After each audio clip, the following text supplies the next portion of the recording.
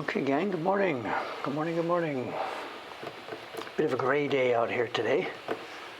It's all not too hot too, so it's okay. No complaints here. No complaint. Nobody would call it cool, but it's not the baking, so we're all right.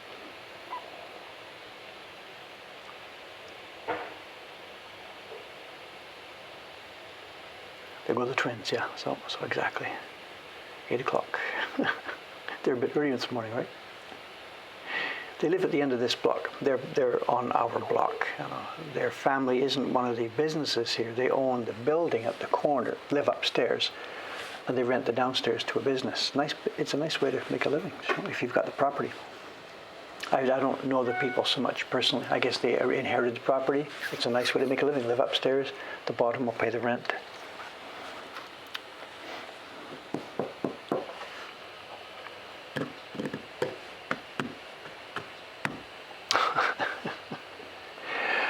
How are the big building renovations going? Not sure. You're asking me?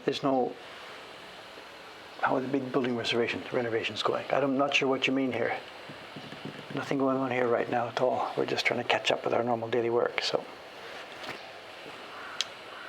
okay, you know what we're doing? It's going to be tigers. But I somehow ended up skipping this corner, so let's just define a zone here and then come back and fill the zone. And then I have got to get going on this. This is the August print. I have got to get going now. My back is against the wall. The girls upstairs they've given up. It's not my problem, they're all saying. And they're correct, it's not their problem. But stuff just gets annoying. I spent the last couple of days now getting the share certificates out of here. That's done. They're not mailed, but they're all ready for mailing. The stack of them for the Patreon supporters.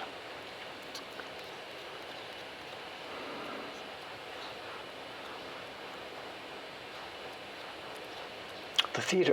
So the big construction in the distance. Yes. Whatever. They've gutted it. It seems they've taken everything but the actual steel structure or something. I don't know. They've been moving in massive electrical transformer units and stuff. Ohayo, sugi-san, tomo, morning. I think what it was when it was built as a theater, that was back in the 60s or 70s, so there's probably not enough lighting, probably not enough bathrooms, whatever. It was just getting old, but the structure was sound. So they took the opportunity of the pandemic to shut her down, and they're rebuilding it to a modern. Tokyo is really short of theater spaces, concert halls and theaters. It's really short. It's a globally known thing. People that tour with theater productions or rock concerts or whatever. Tokyo is extremely short of venues. So the city who owns this one, this is a business decision. Take that building, renovate it to modern standards, and they can rent it out every day of the year once the world comes back to normal. So, there's no paper out for Sugi-san. It's funny, I went up there. I knew there were buttons on there. I knew there was a button for Thursday, probably Sugi-san. I went up there this morning, 6 o'clock, trying to rub the sleep out of my eyes. And she's got a button there, and she's got a memo on the top. And what they will normally do is they do more than one job at the same time, alternating, so they can let the paper rest. So she's telling me with the button, it'll say NS, Nature Scenes, or something like this. And this one, I couldn't read it. She had written a bunch of small stuff on the top of this button. I don't have my glasses. I got up at 6 o'clock. My eyes are full of crap, and I could not read it. So I open it there. What am I going to do? And I cannot find any package for her in there. Something's going on. So I stumble downstairs, grab my glasses, go back up there at 6 o'clock in the morning, and it says, I'm coming, but no paper is inside. So she's making new paper wet today. So I didn't actually have to go upstairs anyway. I should have checked it last night. So.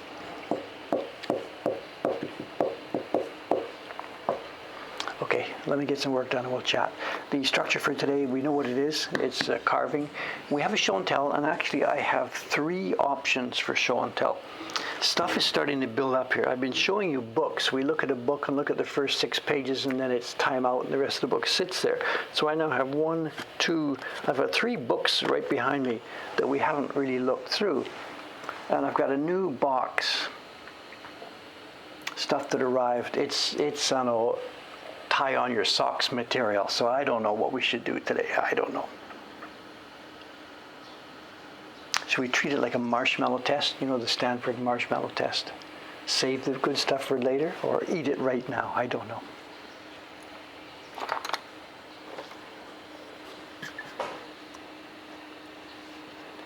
Anyway, let's get at least some token work done here. My God.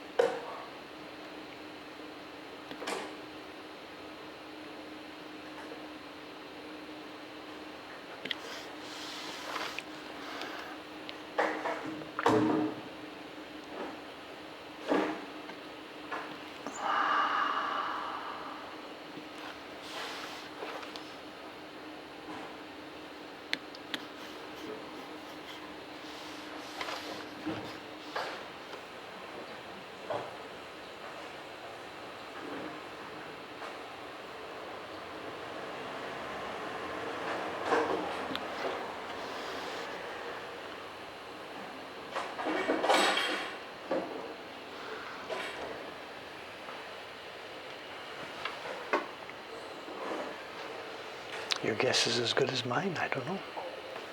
Can we see what's going on? No idea.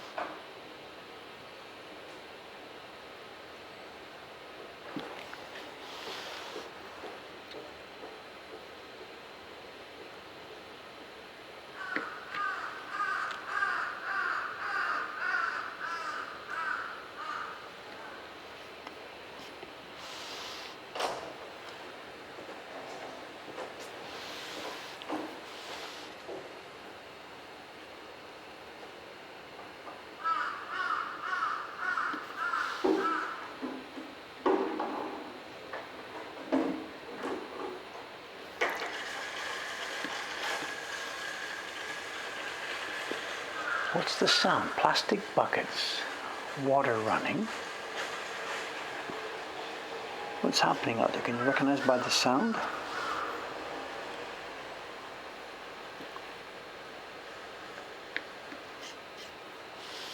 We just had a cleaning day. Tuesday was the first Tuesday of the month. So 2 days ago here, this is Thursday morning here now in Tokyo, but 2 days ago, Tuesday was the first Tuesday of the month, so it's cleaning day. We've talked about this, blogged about this before. Most of the shops cooperate, and they send out 2 or 3 staff each. And we get the buckets and mops and water jets and whatever, and clean the street. I got assigned a different job this time. I was ready to do my usual job up on the street lights. I'm one of the 2 guys, taller guys on the street, and I get assigned usually to wiping down the comedians' faces.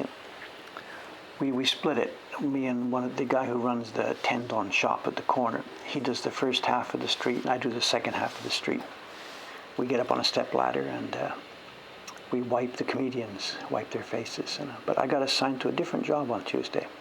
He did the thing all by himself. and I got assigned the scraping job to pull band stickers off the electrical boxes. There isn't a lot of graffiti here on the street. Very seldom something happens graffiti-wise. But it's a thing in Tokyo. Maybe it's all over the world, I don't know. A thing in Tokyo. We can actually see one here if I pop the outside view up just for 1 second again. You can see just about underneath the comedian there's a electrical box, and it's covered with little stickers, and people from punk bands and whatever, and I think skateboarders also do this. They leave their sticker at various places around the city. They don't do it on storefronts or places where it shouldn't go, but those electrical boxes are considered fair game. And we've got 4 of them on our street, and they've recently become pretty thick with those stickers. So the boss on Tuesday, he's assigning all these jobs. He says, "Okay, Dave, here, we haven't done the stickers for a while. How about you have a go at those, And I didn't come back at him. My view is that we should leave the stickers there. But I know that he doesn't think that, and I'm not about to start any conflict, whatever. So I just said, sure, whatever. And I spent the next hour, peeling stickers off these boxes. But I think we should leave them. It's not that I like graffiti. I really, really despise graffiti. Don't get me started about that one, the trains and shutters and whatever. So I don't get that freedom of expression idea, But this isn't, to me, it's sort of not graffiti. I'm so happy that the kids who do that are being sort of polite, quote unquote, by leaving it in just these specific areas. I mean, it's an electrical box. Who cares? It's not disturbing somebody's shop. It's not in the way of something, And by giving them sort of free rein to do it there, they're not going to stick them on my shop, or on the light poles, But if we constantly push back and try and take it off those boxes and stuff, the kids at some point are just going to, okay, whatever, that's the way you want to play the game, we'll play the game, And they'll start sticking them on the shops and the shutters, whatever, So myself, I'm willing to sort of, okay, let's do it this way. You guys got the boxes, and leave the rest of us alone, But Tuesday morning was not the place to sort of argue the point, whatever. So just, okay, whatever. And I started at the other end of the street, so the box I just showed you right now, I didn't get to that one. So next time, the next cleaning day, I'll be probably attacking that box.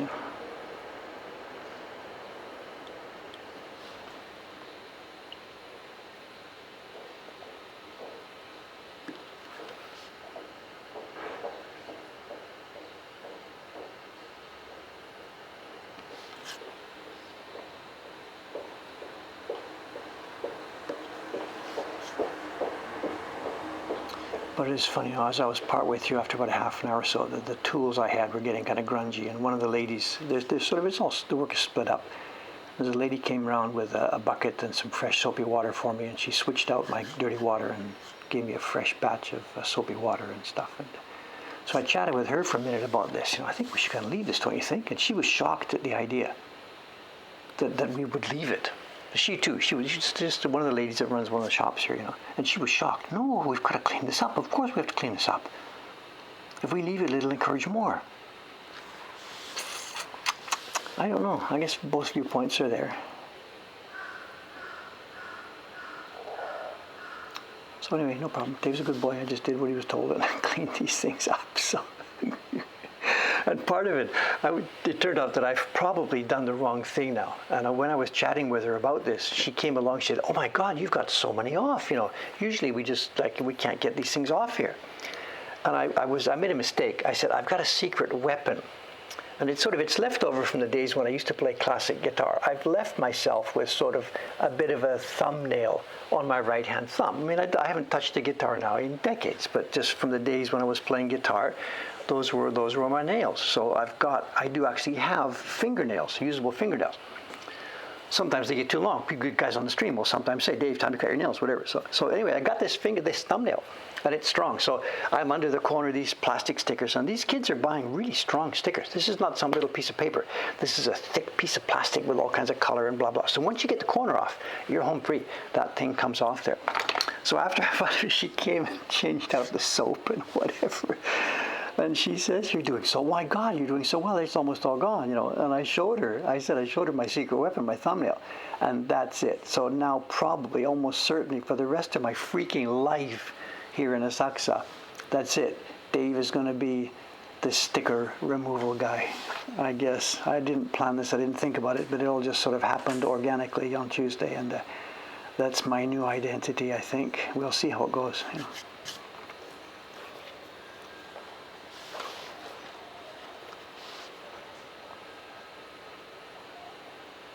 The one guy on the street who doesn't want to remove them is the guy who gets assigned the job of removing them. You know, this is karma or fate or something, I don't know.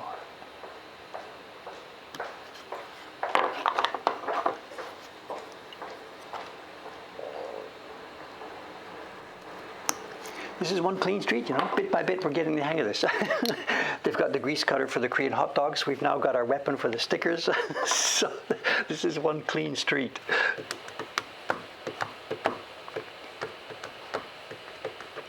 I played the guitar normal-handed, left up on the fretboard, right hand picking.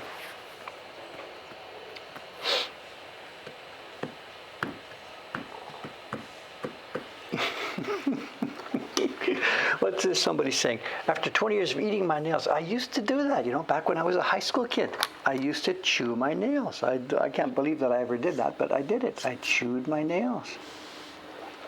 Somewhere around high school, and I quit. I don't remember exactly how, why, whatever.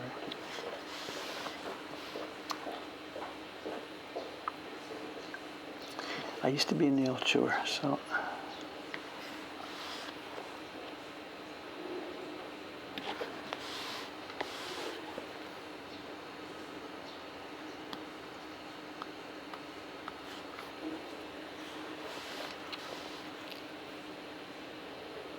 I think these things are reactions, né? Because I was stupid and used to chew my nails, something stupid stress or just who knows, whatever it was, I don't know. But once you stop that, then you let them go, you know. I can't cut my nails because, you know, I'm not a nail chewer anymore. So you end up letting it go too long. And I think the hair is the same thing, you know. Back when I was a kid, my mom, whatever she's here on the stream, you know, we had to have our hair cut short. It was like Boy Scout rules or school rules or mom rules or whatever it was. And hair was short. And for most of my upbringing, it was a buzz cut. There just was no hair. Just chop, chop, chop, off it comes and you're gone, you know. And part of it was perhaps financial. You know, my parents didn't really want to go to the barber every few days or whatever, or every week, whatever. So bang, cut it off and away you go. And a couple of months later, back you go and cut it all off again. You know? So all the years I was a little kid, I had, you know, nothing. It was just chopped right back.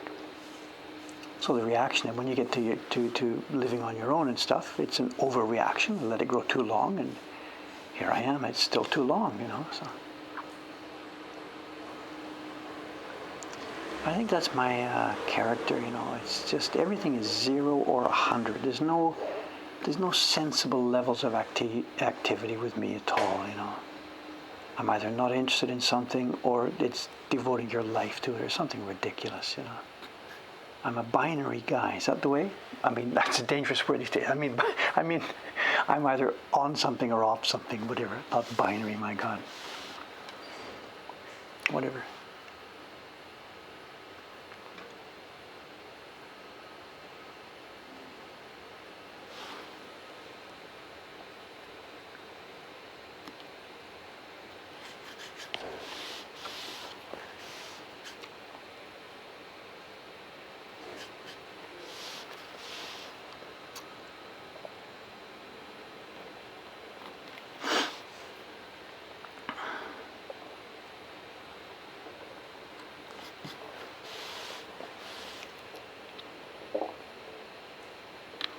Speaking about the hair, the video went up a few days ago, so the video comments have been really strong the last few days. And there was an extra bonus that came to me. I don't know why YouTube has, again, something in the YouTube algorithm just loves us so much. Because with the new video going up, it has woken up the other videos. And I mean, we always get that when somebody sees a video, they'll click over the right-hand side and do another one. But it's YouTube. YouTube is promoting heavily, again, the old Remembering a Carver video. It's just nuts. It's just beyond belief. I know the stats now. Where's the clip? I clipped a shot here. Where are we here? So it's a PNG here. This is the stats as of a couple of days ago.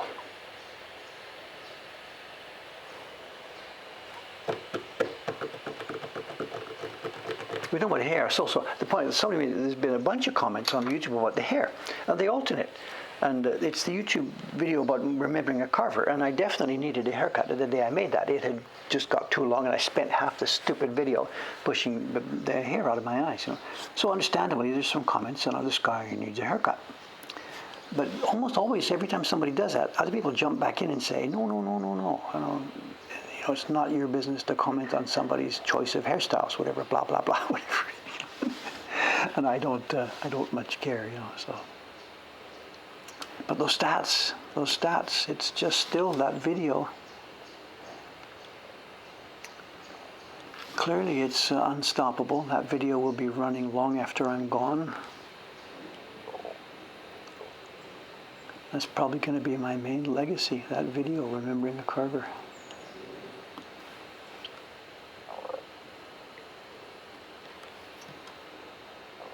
So I sit here, doing this now, talking to you guys, but at the same time, we're having this stream here. People are just watching those videos. Every couple of seconds, click. Couple of seconds, click. Again, click.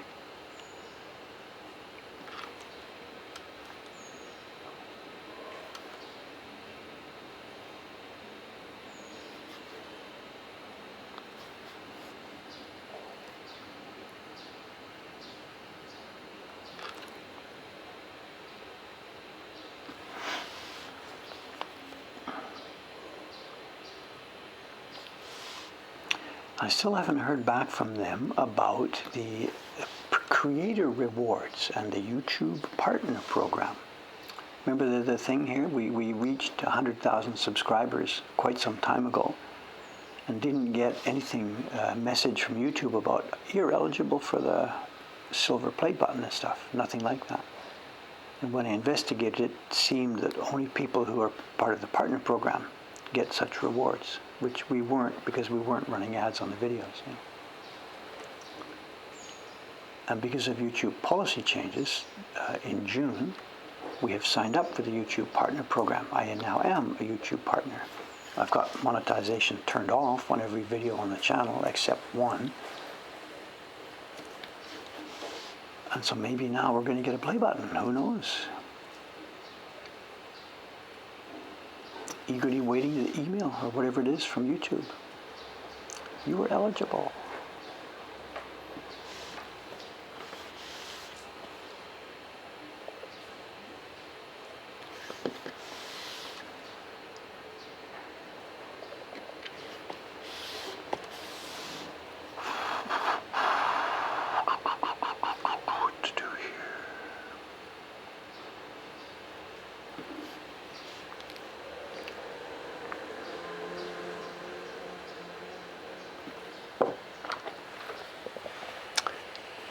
If we get closer or not, I don't know.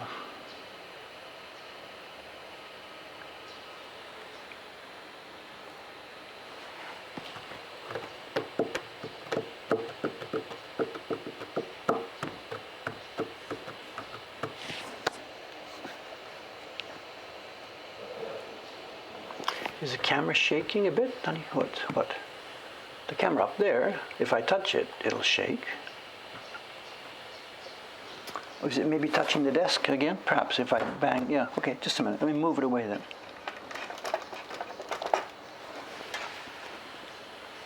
Where are we here? Is that a bit better? If the desk moves now, maybe the camera won't move. Okay, sorry about that. Okay.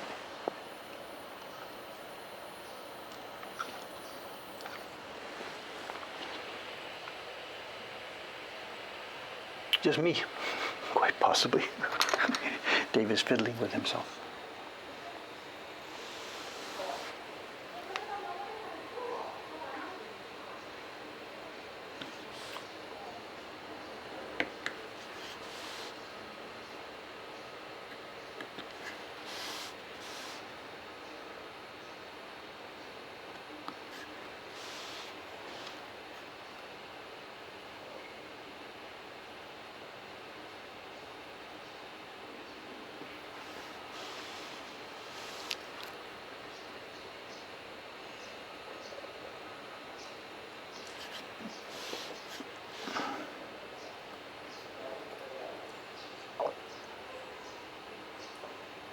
Did I see a note here that says Taran-san is on? Taran-san is here this morning. If so, sir, I'd like to talk to you this morning about job stuff. So after the stream's over here, let's have a chat, sir. I've got something lined up at last. I've been not procrastinating, been busy, but we've got something lined up. So, Taran-san, stand by. Let's talk after the stream here.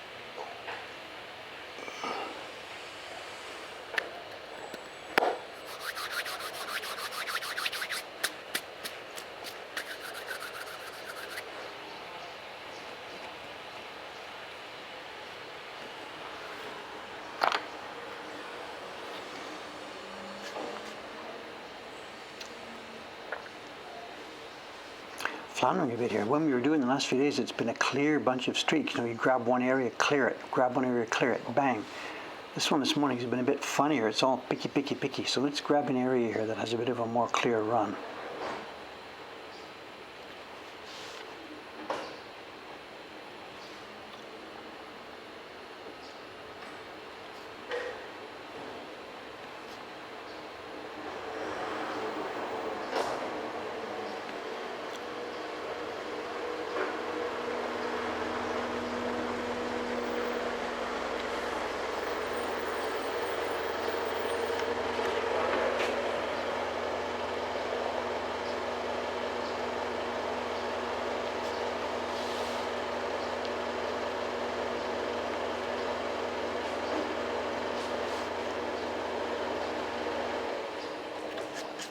We know who that is.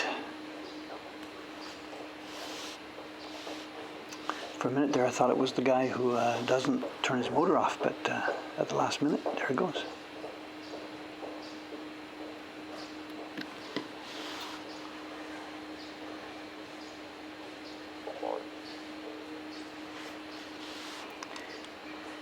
The bars and stuff, they've been busy, busy, so the restaurants are okay.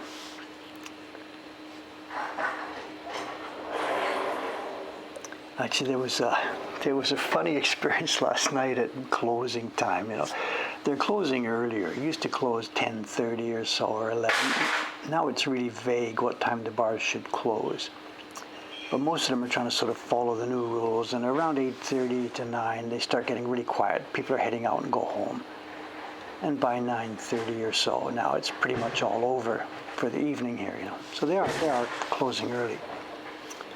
But last night, there was a couple of guys, and they must have been drinking up on Hoppidori around the corner. And they must have got last call, gentlemen, time please, whatever, out they went.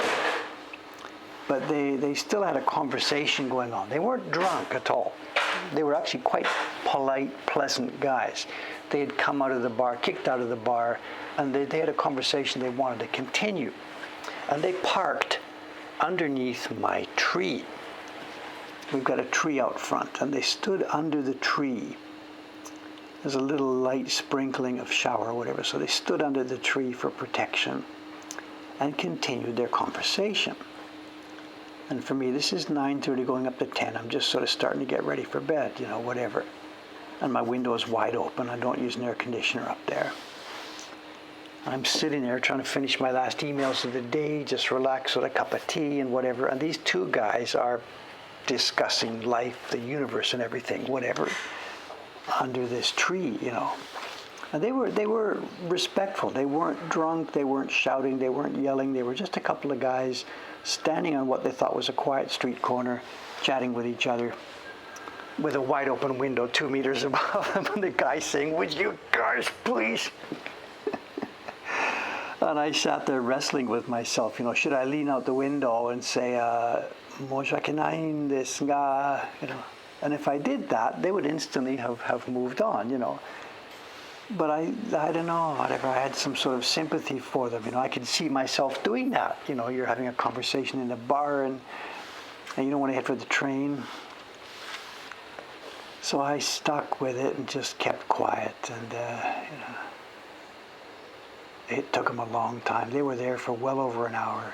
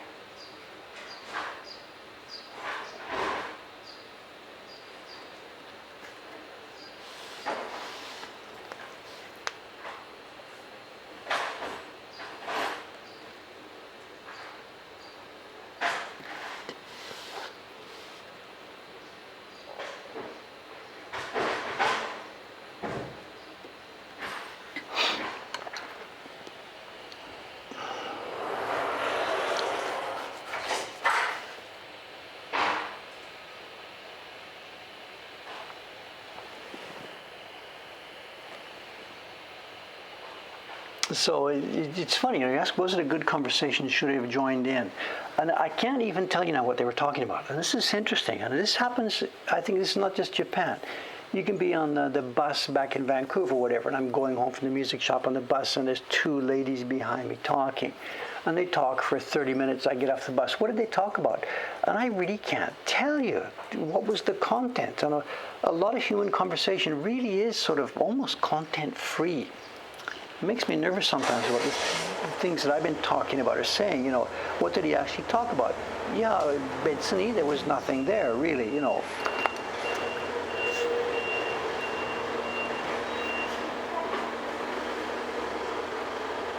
It was that kind of conversation. There wasn't some specific debate or whatever that I could have said, no, I think you're wrong, I'm going to join in.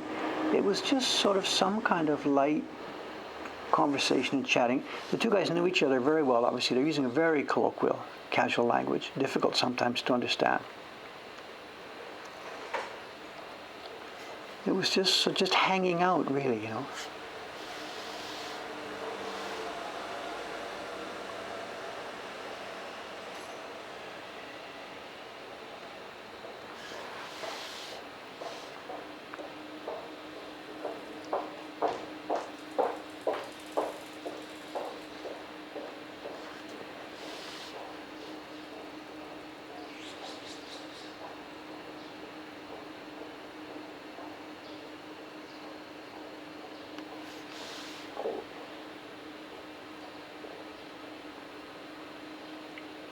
I think if we could see it, at the end of the day or something, if you sit at the end of the day, and somebody would come up to you, here's a transcript of everything that you said today and every conversation you had today, you know.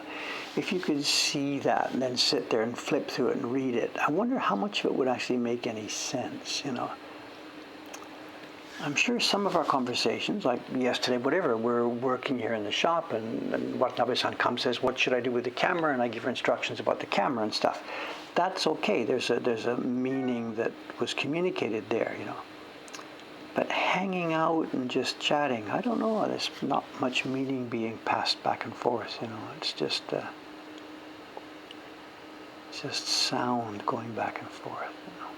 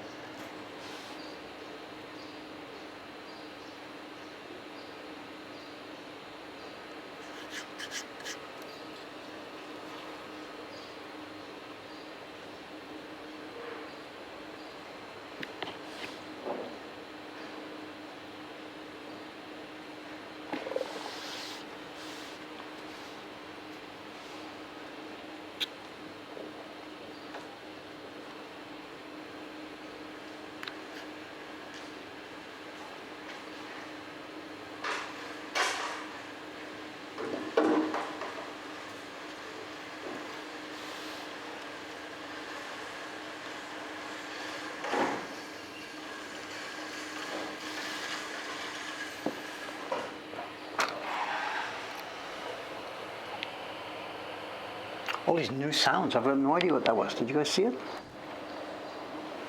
No idea.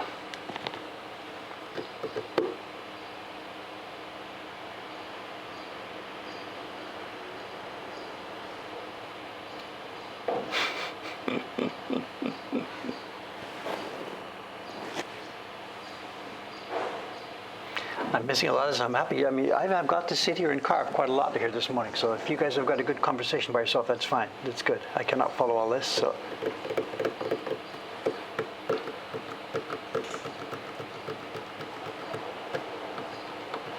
The outdoors looks different. It's the same thing. We go left, we go right, we go left, we go right. On sunny days, at this time of day, the sun is over there. So it's difficult on a bright day to put the camera in this direction. So what's been happening, because it's rainy, we're okay. But coming left, what time do it? It's Thursday morning to show. We're halfway through here. Okay, I'll go back to my carving. You guys can enjoy chatting. Right.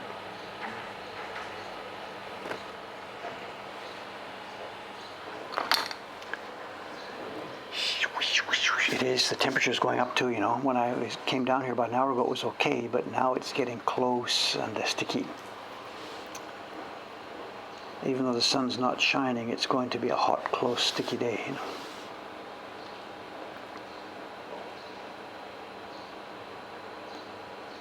It seems pretty much windless today, I think.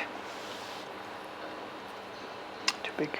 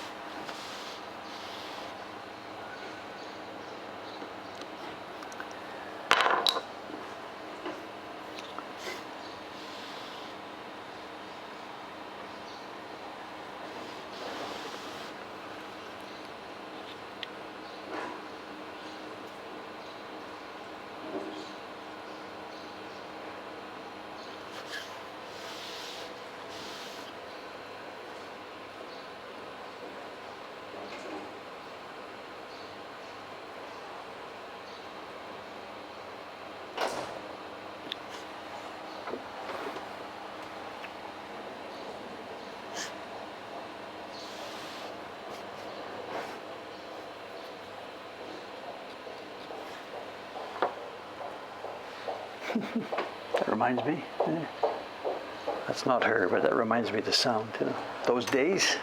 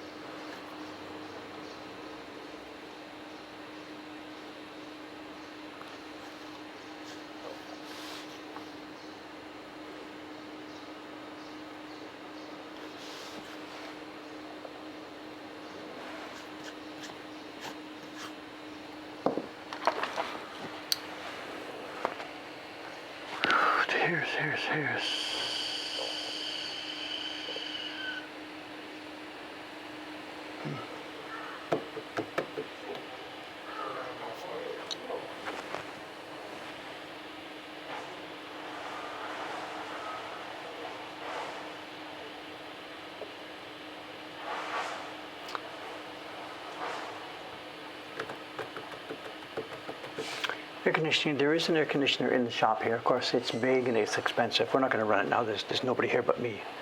I'm not going to crank up that massive air conditioner just for myself. So, no. We have a small air conditioner on the third floor up in the printer's room, which we use. Myself, when I'm there, I don't use it, but I crack open the doors at each side. But the girls use it, of course. It's a hot, close day. The third floor is tough, not so much today, but on a sunny day, it's a concrete roof right above where the girls work upstairs in the roof. So of course, we've thought about spraying water on top of the ceiling or stuff like this. I don't know. So. But yeah, they have a small air conditioner up there. So. Are people carrying umbrellas? Absolutely. On a day like this, it's cloudy, it's July, there is going to be rain. At some point or another, there's going to be rain. So everybody should be carrying an umbrella on a day like this. Absolutely. Absolutely.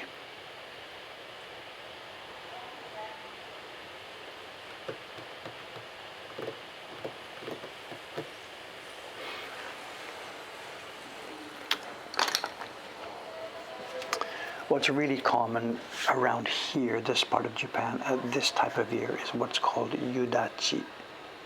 Somewhere around 4 o'clock, 5 o'clock, 6 o'clock, there will be a bang, drenching rain shower. And then it'll stop and that'll be that. And I guess it's like during the day when the hot sun has been doing its thing, lifting up all the moisture, I don't really know. And then at some point in the evening when things cool off, it releases and the downchill comes, and it's classic. Back when I used to be teaching English, we had classes for like middle school and high school kids. The classes were late afternoon, early evening. And once we got into June and July, my God, the kids would go to school during the day. They'd get out of school at like whatever it was, 4:35, 5 o'clock. The rain would start. They're just hanging out somewhere. They come to my class at like 5:30 or 6, and they are just as though they had been standing under a shower. Because these are middle school boys, no umbrellas for us because we're cool. They just get wet, whatever, So they'd come to our house for the English class at 5:30 or 6 or 6:30, and they would be absolutely soaked. And the girls would look at them like, boys.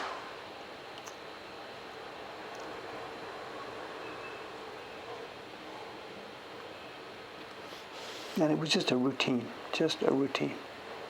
Those monsoon rains in the late afternoon are so common,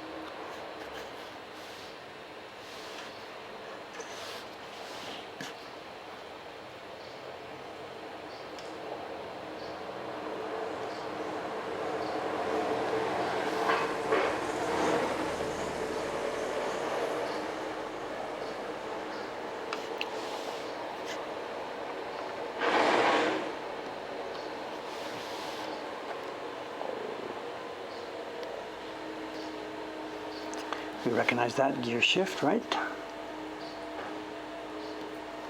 You know you've been in Tokyo too long.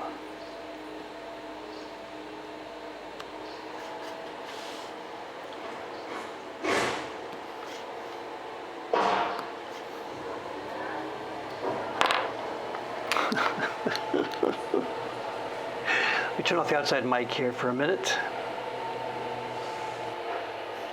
while the garbage man does his thing.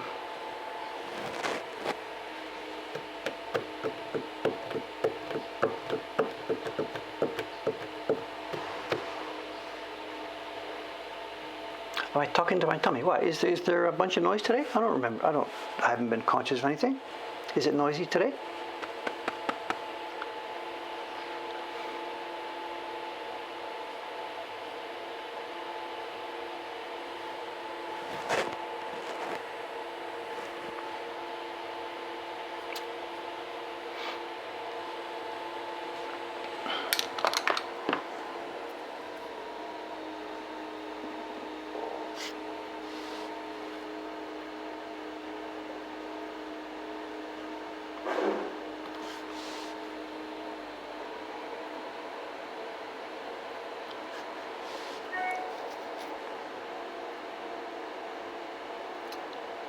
Didn't check a time. Are we okay? I wasn't watching well.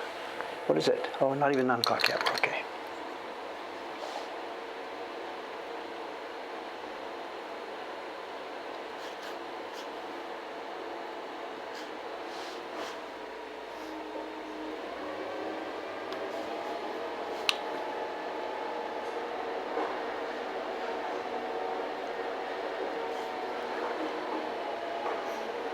I think it's a heavy garbage day down there today. The place has been busy, you know. All the shops the last couple of days have been busy.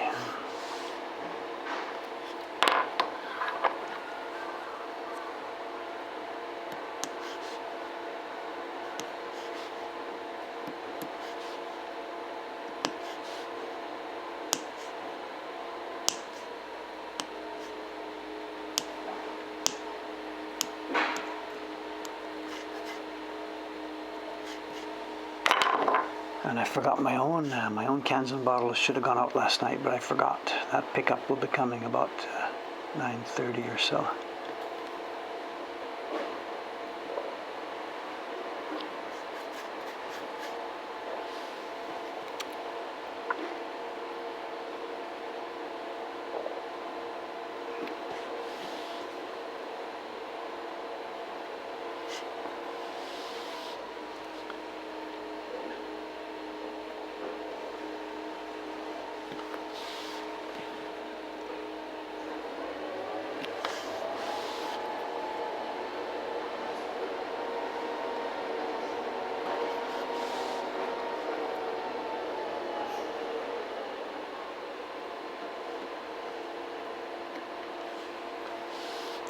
The garbage that he's picking up there, this is for incinerator. This is incineration garbage. It's one of those crusher trucks, of course. They throw the things in the back, and it's all supposed to be only burnable garbage in there. So this is from the hot dog shop, so it's, you know, used food packets and whatever and stuff.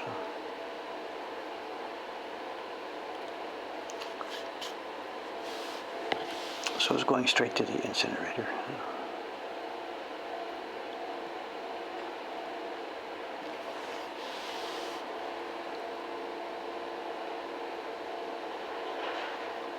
I've never looked into it here in Taitoku. You know, I've been living here now 6 or 7 years. But back when I lived in Hamura and Ome, my home out on the outskirts of Tokyo, when my kids were in school, there was a chance, a PTA association had a deal where we're going to take a trip to the garbage disposal this is for the parents, not for the kids. So to see how the city garbage is handled and stuff. And both of those towns, Hamura and Ome, shared the same facility. It was built inside Hamura town, but shared by 3 cities, Hamura, Ome, and Fusa. And it was a massive, massive incinerator complex, very ultra-modern. I don't know, super high stack, all scrubbed, you know, nothing escapes except water vapor, blah, blah, whatever. And next to it, they built a large sports complex. They built this at the same time. So the garbage incinerating unit was built together with a sports complex and a pool. So the excess energy from burning the garbage or something goes to heat the pool. But I don't think the garbage is self-contained. I don't know, they burn it using, they showed us at the bottom there's jets of natural gas go in and start the fire and stuff, So I don't know. I don't think the garbage is an energy positive. I don't know. Anyway, they ran hot water pipes through there. And the original plan had been to supply hot water heat to the whole neighborhood, the neighborhood of, a few hundred houses all around the neighborhood. And that didn't happen for legal reasons. Who pays for what? Who gets for what? This is tax money paying for this energy, so we can't give it to people for their houses. There was just a legal complex in the back that made it impossible.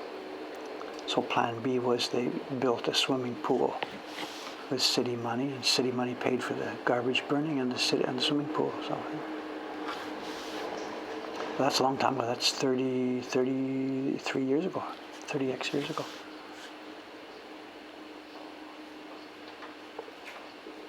But here in Taito, I don't know where the incineration is done. I have no idea. It could be, exported, not to another country, but exported to out the countryside somewhere. I don't know.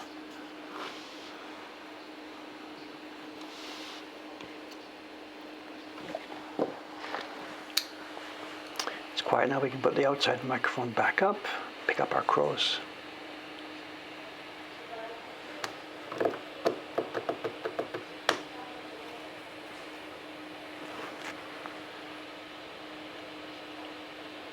Thing with the plastic too, this in Japan, this is city by city.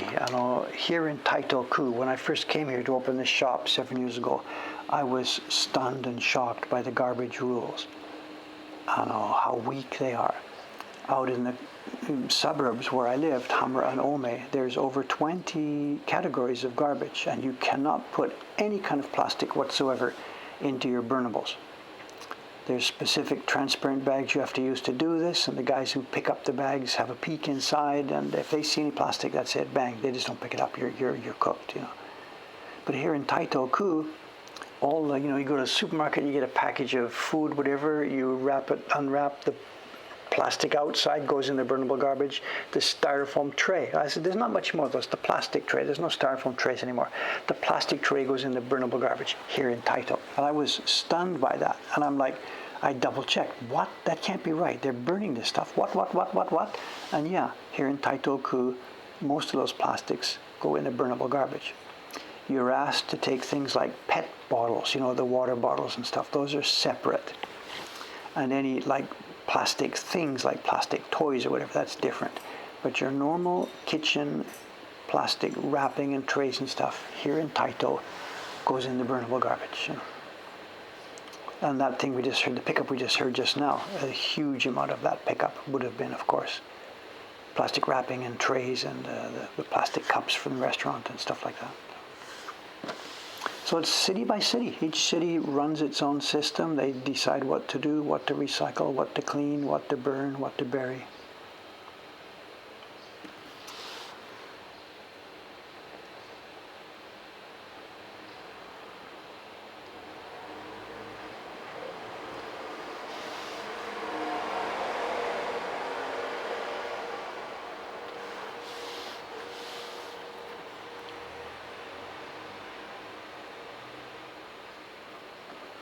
Maybe, when you think about it, perhaps it's because this is a very difficult, crowded urban environment. Out in the suburbs where I lived, perhaps it's this simple. There was room to run recycling centers and store all the plastic and stack it up or melt it or whatever they do with it. But here downtown, there just isn't the flexibility for this, so it's just bag it and burn it. Maybe. I don't know. I don't know the background rollout philosophy.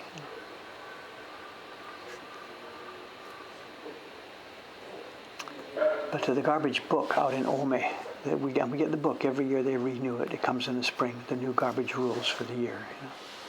And it's a thick book on how to break down and how to separate and how to clean your garbage. and more than 20 main categories.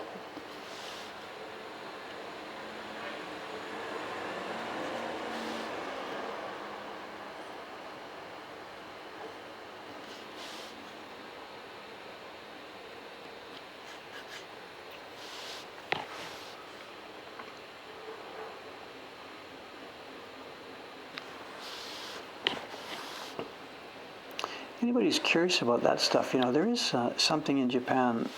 Most cities like this is Taito. I said Taito-ku, which translates as Taito Ward, but it's actually a city. Tokyo is a metropolitan area made up of 23 core cities and then a bunch of suburban cities and towns and villages. And somewhere like Taito-ku, because there's been so many foreign residents in recent years, there are many English pages on their website. And this one has been always a bone of contention, disposing of garbage. The foreigner will say, like, I didn't understand how to do this, so whatever. So all these cities now have clearly understandable multi-language websites on how to dispose of your garbage. So if this was something you were curious about, you could easily go to the Taito website, look for the English page that explains the garbage collection, or the Ome website, or whatever. So there's actually lots of resources here in Japan in English for that kind of stuff. So if you were curious about this, you could look it up. Taito-ku garbage rules or whatever. And you'll find English. The pages will be English, Chinese, what will be there? I'm just guessing out loud. It'll be English, Chinese, Vietnamese. X years back it would have been Spanish. I don't think they do those anymore.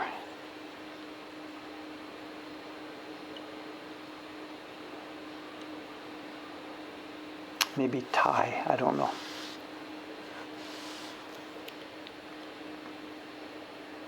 Korean.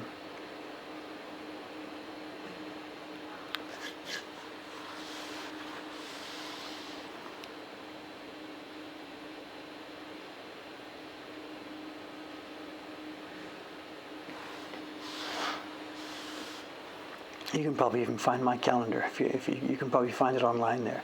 My address is Asakusa 1, Asakusa District 1. So if you went to the Taito website, you could find the garbage collection schedule for Asakusa District 1, and you can remind me what to do. It's okay.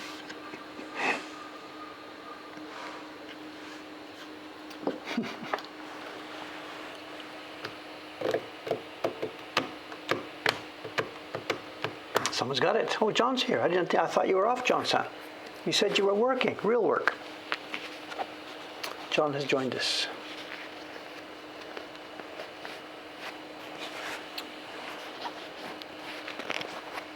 9:08. Okay, one more carving schedule and then back to the show and tell here.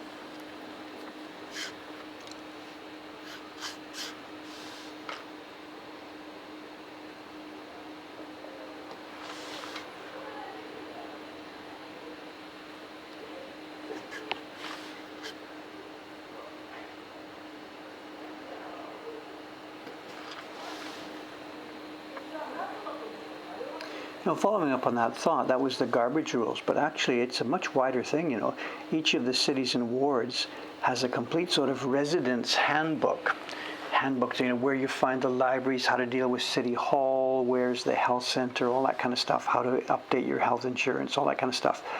Every city now has this kind of a handbook available in different languages, English for sure. They're not going to have French and German, stuff like that, but they've got it in English and Chinese, Vietnamese, whatever, stuff like that. So you can actually, if you're curious about daily life in Japan and stuff like that, especially here in the big cities in Tokyo, there's actually a ton of information out there designed for residents, but of course it's on the net, so it's accessible to anybody. So if you're curious about life in Japan, what it's like to be living in one of these big cities and what's going on, there actually is a ton of information out there.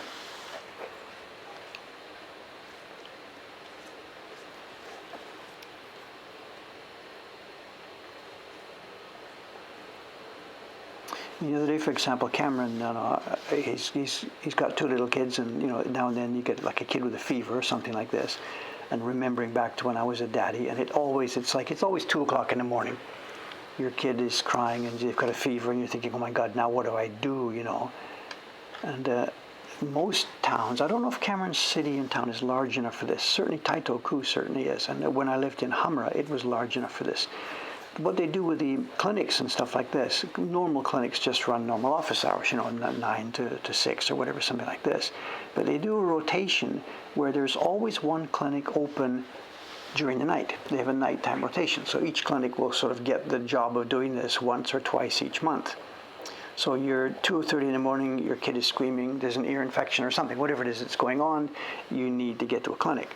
So when you look up the city guidebook, in the old days it was the paper guidebook you've got, now it's the paper guidebook and or the net.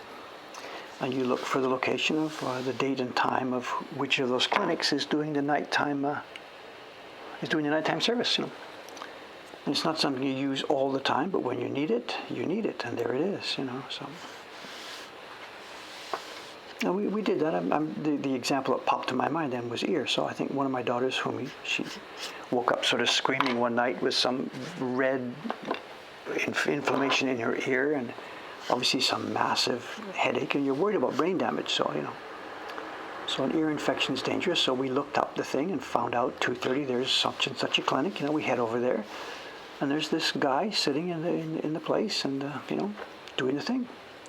I think he gave her some antibiotics or something and said, head to your normal doctor in the morning, whatever.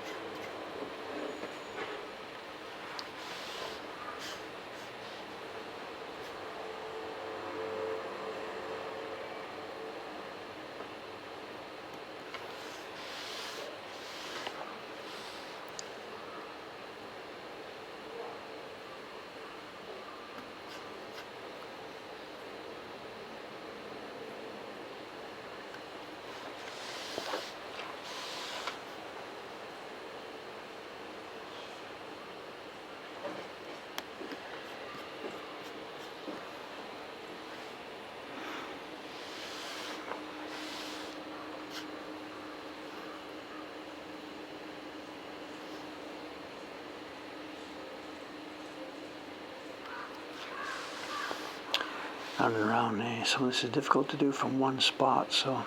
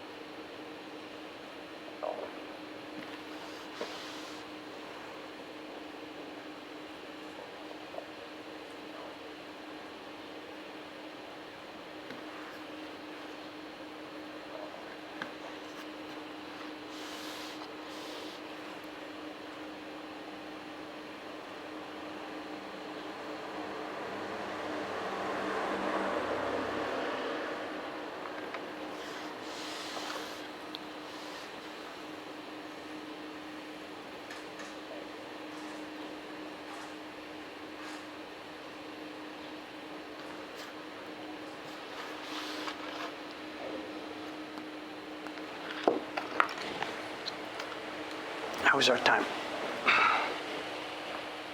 14:48. Okay, looks like we're time.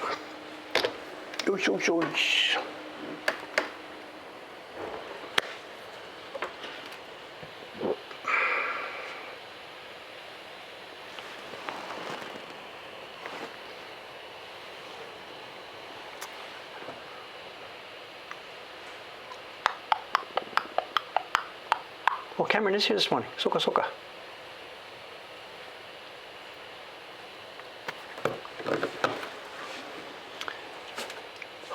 Okay. Here we go. All right, show and tell, right on time.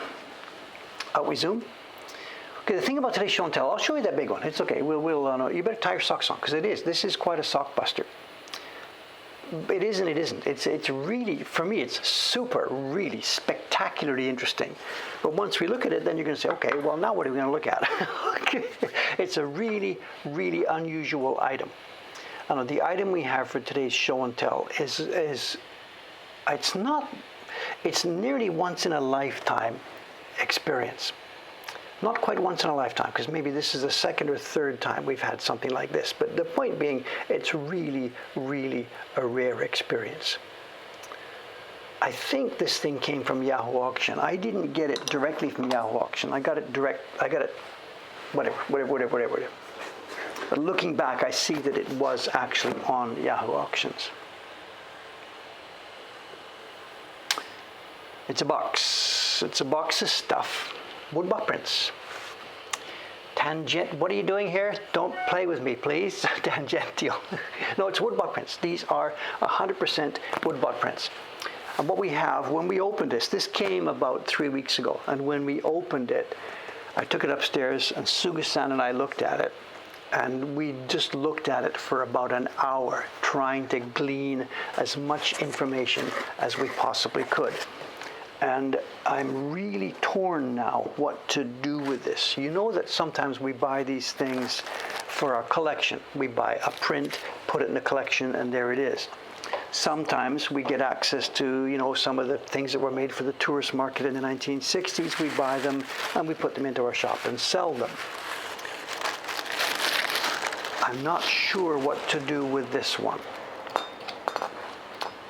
I'm not sure what to do with this one. Step one, do we recognize the image? It says here, Hiroshige ga. It says here, Tokaido goju Sansuki no uchi.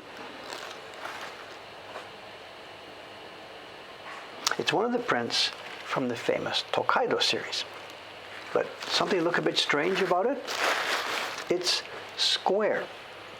The Tokaido prints, the Tokaidos that we know it's almost golden, not quite golden ratio, but it's an Oban size, a standard Japanese size.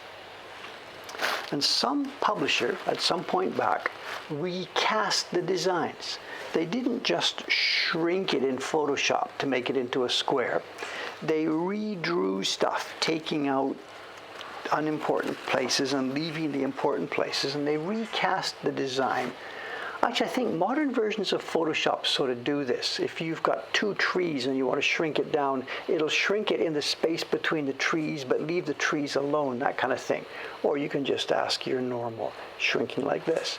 What these guys have done, some publisher, and this is pre-war looking, going by the paper, the publisher has made some Tokaido prints for some reason, in a square format.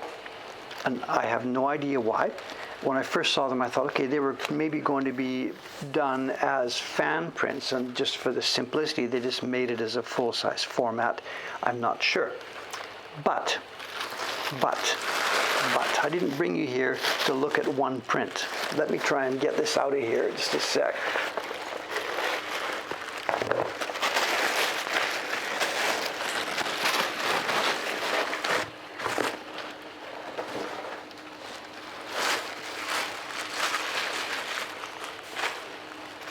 Was that what it's called? Content-aware scale? Yeah.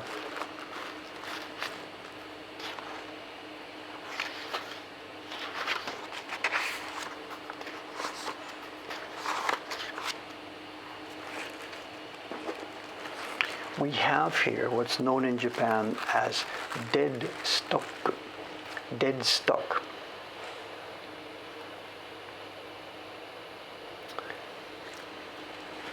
Dead stock. Pre-war Japanese woodblock prints, fresh off the block, as a thick stack. They're not all exactly the same. There are 3 designs. You can see at the bottom where it breaks. That's one of the designs. This one, you've seen this before.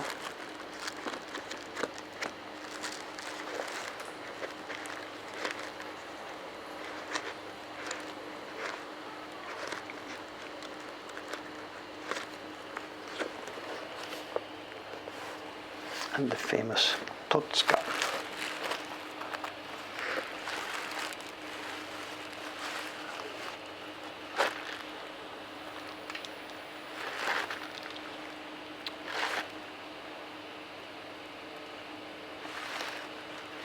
When we got this the other day, staff is saying, "My God, sell them. You know, whatever I bought them for, sell them. Keep a few for ourselves, sell the rest." But,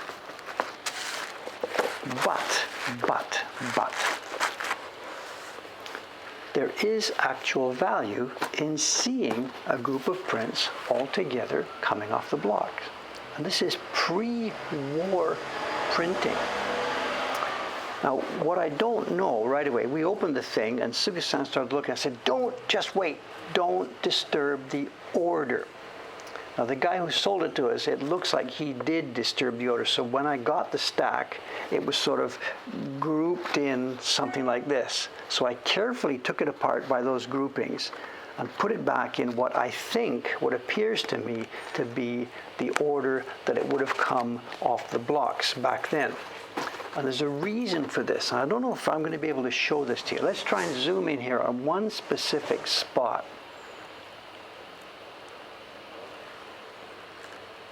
There's a defect here on the cloud. Maybe somebody dinged one of the blocks or something or whatever, I don't know. And if I can try and do this under the camera,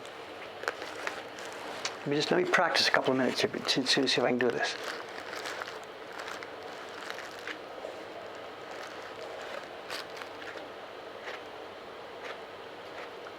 They're not in order, nay. Some of them have a deep ding, some of them have a shallow ding, some of them have almost no ding. Deep ding there. Look at this, no ding on this one. And what has happened? Is this bit by bit wearing as the printer works through this batch? Why would this ding get deeper and deeper and deeper as it goes through? It seems to move. It seems to go from nothing into something quite deep. And on my schedule to try and do this is to try and put these in order and then try and figure out what on earth is going on there. There's 100 of each. These 3 designs, 100 of each. So the quick and easy thing to do with these prints is, whatever, sell a bunch of them, get my money back. I had to pay for these. I had to pay 4 figures US, not 4 figures in yen. I needed to pay 4 figures US. The first number was a 1. And there are just about 300 prints here.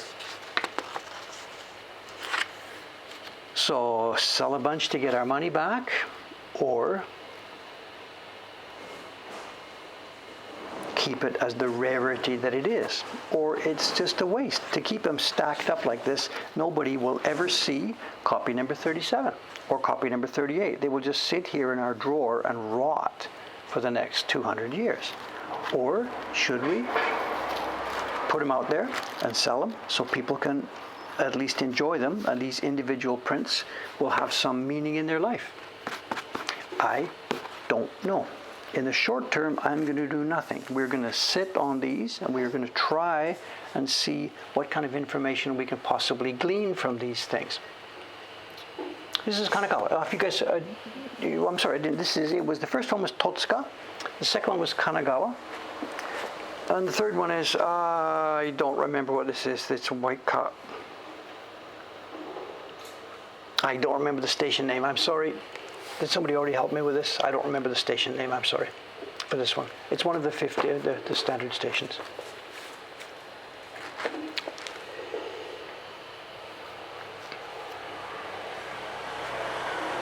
So Vivid here has maybe got this. A stack of 20 is just as impressive as a stack of 100. So that's sort of the in-between thinking here.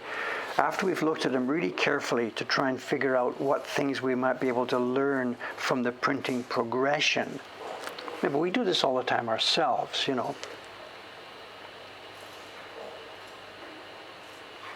After we've learned what we can learn from them, then like Karen says, keep 20 or 25 or 30 and the other 70, put them out there to get my money back. Shiraska, yes, sorry. Thank you very much. What's the question here? Is the top gradation smaller than the C? I'm not sure what you're asking me here. Is the top gradation smaller than the C? I don't get the question, I'm sorry. I don't know.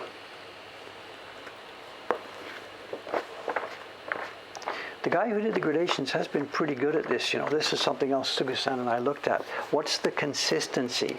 You know, I've sat here before when I've showed you prints from Kubota-san. This guy is consistent, and I flipped through the stack. And here we have a chance today to look through. Here's a printer from 1930 or 1925 or 1935, somewhere on there.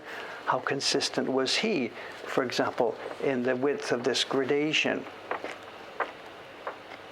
He was pretty consistent here. They're not perfect.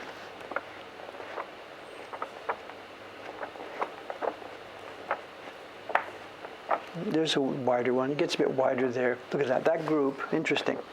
That group is wider than this group. And I think what we have here actually, it looks like one monolithic group, but this has two different widths of paper. There's a group on top here and a group at the bottom here on wider paper. And that may be something important. It may not be important because we use, you know, different widths of paper as well. They're all going to get trimmed in the end. But that could be day one, day two. And all three of these designs have the same thing. All three of them have two different paper widths. This one, if we look at the back here, you'll see it. There's a group with wider paper and a group with slightly narrower paper.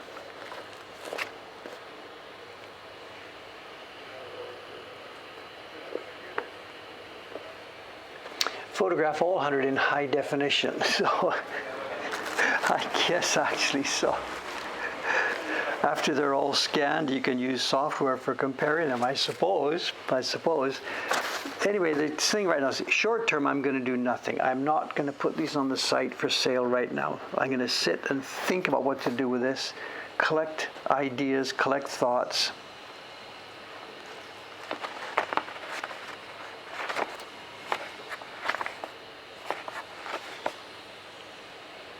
Look at this too. Can we see this? The difference in this, the quality. This is maybe two different guys. Can we zoom in here? Look at this. Look at the bridge railing.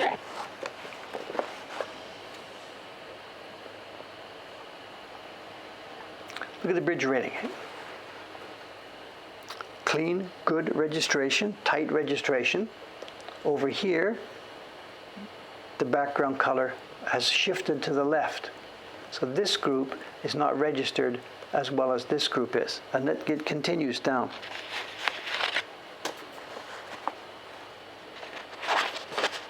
This whole group looks like this whole group. Well, that one's okay. So it's a top view. Maybe. Oh my God.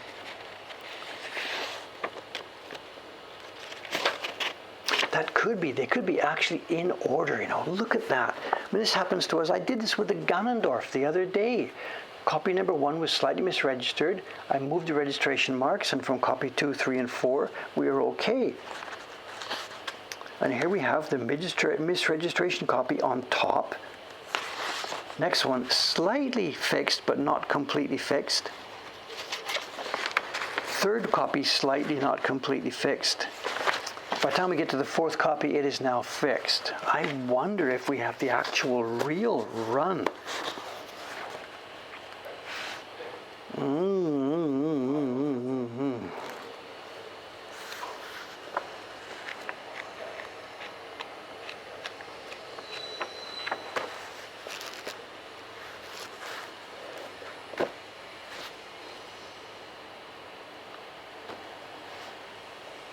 Lots to learn on these.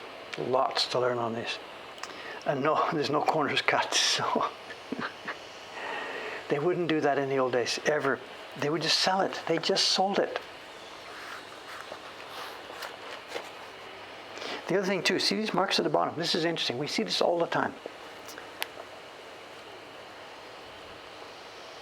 Do you see what's happening here? For us, when we make our prints, the registration corner is back 3 or 4 or 5 or 6 or 10 millimeters. This tiger that I'm doing, the tiger that we'll be printing in a while from now, the border of the color will be here. The border of the paper will be out there. We've got 9 millimeters or so between the two because our own images have a sort of a framed area around them. Back in the ukiyo-e days, they didn't do that. Nobody was framing prints. They printed right to the edge. That's the registration mess because the paper, the color areas went directly all the way to the registration marks. So that color block for the ground got chopped away a little bit so that the paper could slide down into the registration mark. And all the old ukiyo-e, you can see this in one corner and up on one side, there's a mess. This paper was just simply too long. It would have been trimmed later on. And you can see the mess here as well. All the edge of these gradations have a complete mess. Whatever these were, they would have been trimmed before being sold.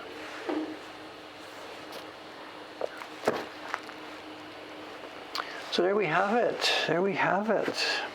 There's not quite 100 of each. The whole auction was for 293 prints. So it's like, 96 copies, 96 copies, 97 copies, whatever. Nobody would have framed these. Nobody. I don't specifically know what this batch of prints was used for. My first guess when I saw it, it was for something like a fan print, a disposable item. But I'm not sure why they would have gone in that case all the way to the corners. I don't know the use case for these. Some specific reason that made them reduce the size of the prints to a square format. Very unusual in Japan. I don't know the use case.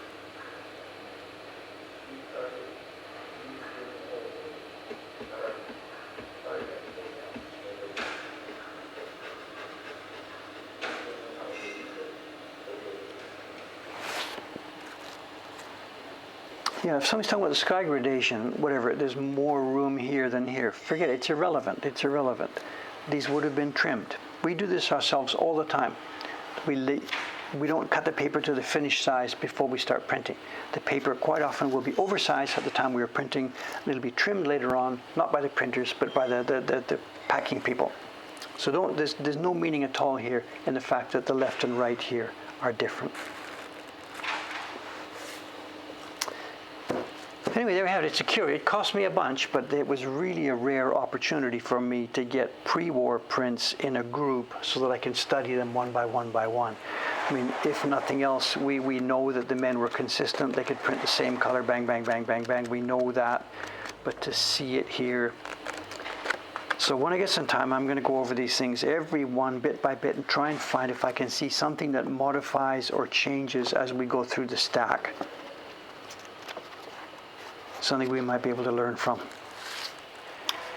When we do this every day, it's nothing unusual for us. We see this every day. But of course, I see the prints as a stack. I go through, I check them, and then I send them over to the Ome workshop. And that's the point where they're split and they're set out into the world. They're broken apart from their brothers and sisters. So to see this is nothing unusual for me. I see this every day of my working life here. But I don't usually see it with prints from the time before I was born. So we're going to dig in, see what we can learn, and then make some kind of decision. Keep half, sell half. I don't know. I don't know what to do. It's a waste not to spread them out. To leave them sitting here, they will rot. They will fox just one by themselves. Whereas they could be out in the world being enjoyed. Maybe a set of 3, one of each, a set of 3.